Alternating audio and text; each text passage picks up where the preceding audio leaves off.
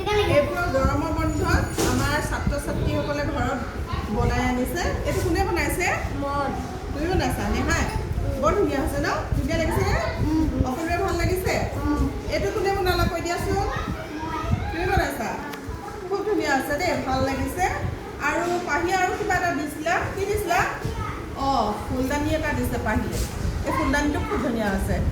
আৰু এইটো কোনে বনাইছিলে? এইটো খুচবৈ বনাইছে নহয় জানো? আৰু এইকেইটা এইটো কি হয়?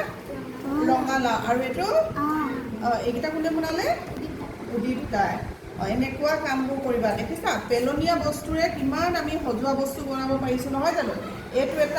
এইটো চৰবতৰ বটল, কোকো কোলা বা পেপচি এনেকুৱা ধৰণৰ বটল। ইয়াতে এইবিলাক পেলনীয়া সামগ্ৰীয়ে কিমান ধুনীয়া এটা সজোৱা বস্তু হৈছে। এই পেলাই দিয়া মাটি চাকিবোৰ ৰং কৰি ল'ৰা ছোৱালীবোৰে ইমান ধুনীয়া ধুনীয়াকৈ বনাব পাৰিছে। তো এনেকৈ তোমালোকক মই আৰু শিকাম দেই। শনিবাৰ দিনা শিকিম। শনিবাৰ দিনা সময় পাম যে আমি শনিবাৰ দিনা শিকিম দেই।